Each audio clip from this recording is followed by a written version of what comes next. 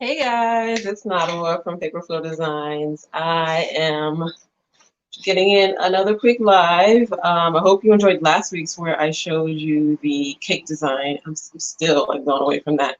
But this week I'm coming to tell you about a customer comment that was all about how to really get started with an art and craft blog.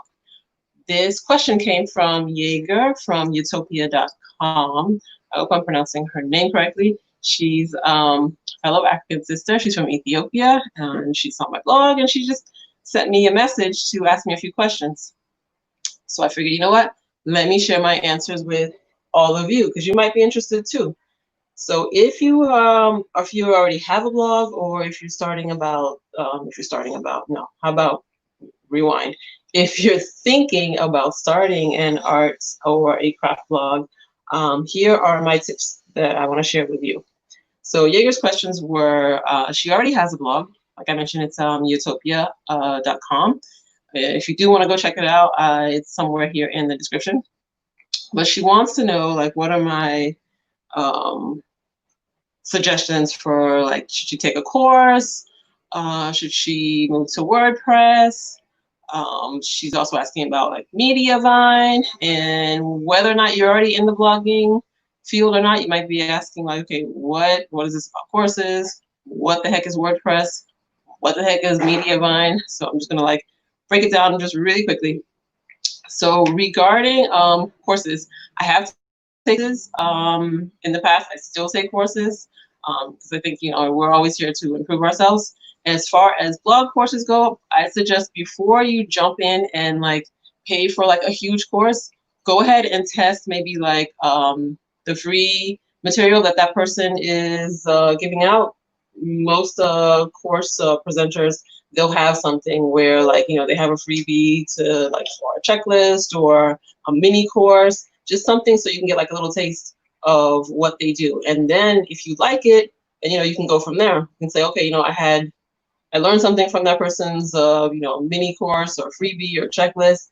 I've watched maybe some of their videos and I find them interesting and I like their teaching style. So yeah, that's a big part of it. Like if before you go and like not dump, invest a whole bunch of money in somebody's course, think about whether or not you're going to like their teaching style, because you may have heard that, okay, yeah, this course is fantastic. All the bloggers are taking it. They all love it, but it might not work for you. That doesn't mean it's not a good course. It just might mean that it doesn't work for you. As far as WordPress, my blog is on WordPress. I like it. I started out on, where was I? That thing that's W. It's not. It's Weebly. I started out on Weebly just because I was kind of scared to go on WordPress because I knew I'd have to do like the back end stuff on my own, and I was nervous about doing that. So I did Weebly for like I think less than a year, and it was good. It worked out fine. But WordPress is like the standard for blogging. If you really want to get serious about your blog, go ahead and move it to WordPress. I moved mine to WordPress. I say it wasn't really me. I paid somebody, I think on Fiverr, to do that for me. But it was the best choice because it just gives you more control over what you want to do on your blog. Like if you want to put ads on there, you're going to have an easier time doing that on WordPress. I don't even know if you can do that on like Weebly and Wix and things like that. Like the big ad companies. If you want to do like sponsorship work, I mean, you probably can do that on the smaller ones, but just with WordPress, there's so much more that you can do with the plugins to make your blog a lot more powerful. Last question was about Mediavine. So Mediavine is an ad company. I know they don't like being called an ad company, but they're an ad company, and basically they handle like I'm sure you've seen that you've gone on people's websites and blogs and you'll see like little pop-ups come up for advertisements, and you have to have like a certain number of visitors to qualify to get onto an ad company like Mediavine. I think there's like 2 or 3 or maybe probably more really big companies. There's like smaller ones. If you have heard of like Google Ads, like that's an ad company that you can get onto. There's no minimum, I think, for Google Ads, but Bigger companies like Mediavine pay a lot better. So basically, every time somebody comes to your blog, consumes the content, they read through your blog, they look at the pictures, they look at the videos. Every time that person sees ads and interacts with them, they could just watch it. They could click through them, depending on the ad company. Different ad companies have like different requirements. You get paid for each person that comes and visits your blog. So that's kind of like in a nutshell what Mediavine does. And I know before they had like a 25,000 visitor per month minimum, and I think that's gone up to like 50,000. Don't quote me on that. I have to check. But I know when I joined, it was a 25,000 minimum. So basically, yeah, you get paid for when people come and interact with the ads on your site, so, which is sweet. Of course, you're not obligated to do that, but I like to do that because it helps me. It's like another source of income for me. So blogging. So my quick tips about blogging.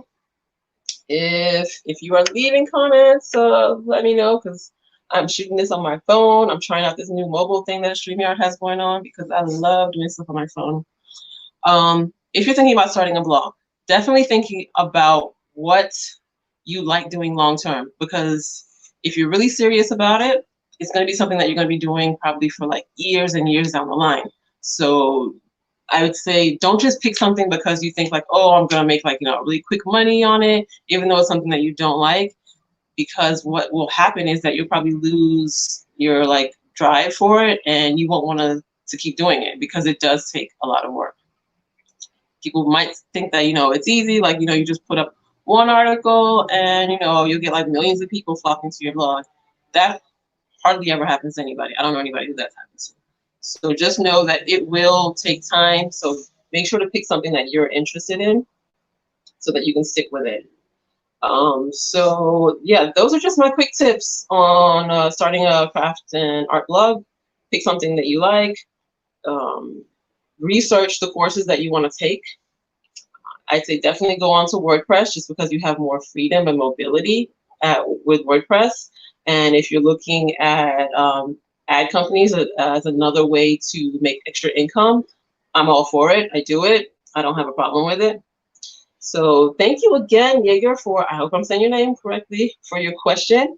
If you guys are interested and you want to visit, her website is called Utopia. That's YETOPIA.com.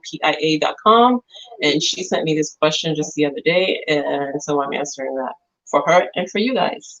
So if you have any other questions about blogging, about how to get started, leave it in the comments below, and I'll be sure to check back and get back to you. Have a great day.